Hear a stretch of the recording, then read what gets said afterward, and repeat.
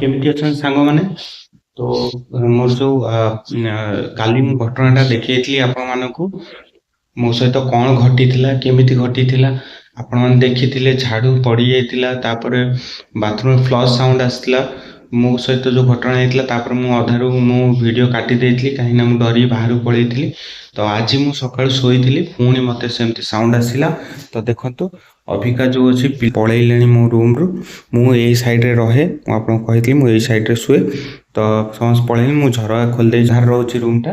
ତ ତାପରେ ମୁଁ ଆପଣଙ୍କୁ ଦେଖଉଛି ସମସ୍ତେ ପଳେଇଲେଣି।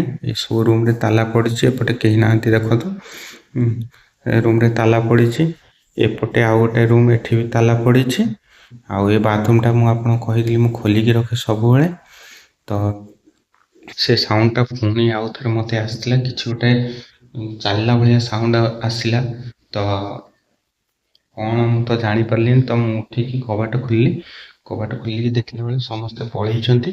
ତ ବୋଧେ ହେଇପାରେ ପିଲା ଯିବାର ସାଉଣ୍ଡ ଥିବ ମୁଁ ଭାବିଲି, କିନ୍ତୁ ମୁଁ ତାଙ୍କୁ ଫୋନ୍ କରି ପଚାରିଲି, ସେମାନେ ବହୁତ ଆଗରୁ ପଳେଇଲେଣି, ବହୁତ ପୂର୍ବରୁ ପଳେଇଲେଣି ସେମାନେ। ତ ଏଇଟା ଘଟଣା କ'ଣ ମୁଁ ଜାଣିପାରୁନି, କ'ଣ ଏମିତି ସାଉଣ୍ଡ ହେଉଛି। ତ ଆଉ ତ କେହି ପିଲା ନାହାନ୍ତି, କିଛି ନାହାନ୍ତି। ତ କିଛି ସମୟ ଦେଖିନି ମୁଁ କ'ଣ ହେଉଛି, ମୁଁ ସେଥିପାଇଁ ମୁଁ ଭିଡ଼ିଓ ବନେଇବା ଚାହିଁଲି ଯେ କ'ଣ ଏମିତି ସାଉଣ୍ଡ ହେଉଛି, କ'ଣ ପାଇଁ ହେଉଛି।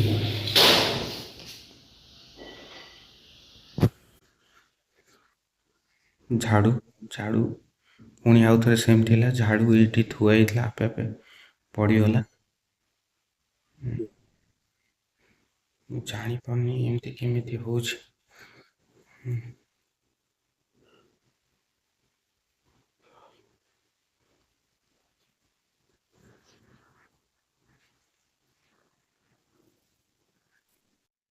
ଇଏ କ'ଣ ବୋତଲ ଆପେ ଆପେ ହଲିଲାଣି।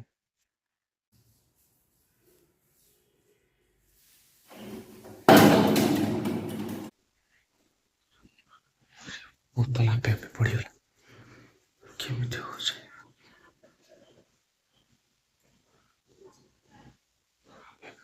ପିଲା ଦେଖ,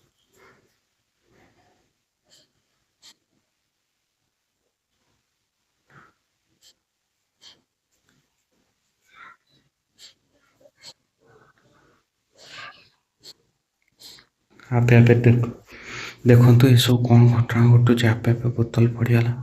ମୁଁ ଆଉ ଥରେ ଦେଖିବାକୁ ଚାହୁଁଛି, କେହି ନାହାନ୍ତି। ଆପଣ ଲାଇଭ୍ ଦେଖିଲେ କ'ଣ ଗୋଟେ ସାଉଣ୍ଡ ଆସିଲା।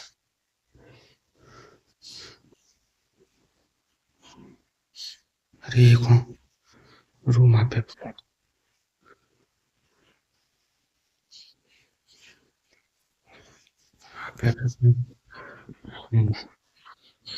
ବନ୍ଦ କରିଦେଉଛି।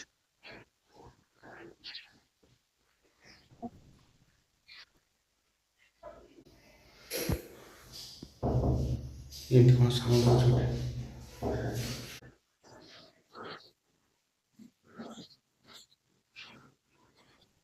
ଠିକ୍ ଅଛି, ମୁଁ ବାହାରକୁ ଯାଉଛି, ପରେ ମୁଁ ଆଉ ଗୋଟେ ଅଲଗା ଭିଡ଼ିଓରେ ଦେଖେଇବି। ଆଉ ମୁଁ ଏ ବାବଦରେ ଘର ଓନର୍ ସହିତ ବି କଥା ହେବି, କ'ଣ ଘଟଣା ଆକ୍ଚୁଆଲି ରହିଛି ସେ ବାବଦରେ ଜାଣିବାକୁ ଚେଷ୍ଟା କରିବି, କାହିଁକି ଏମିତି ହେଉଛି।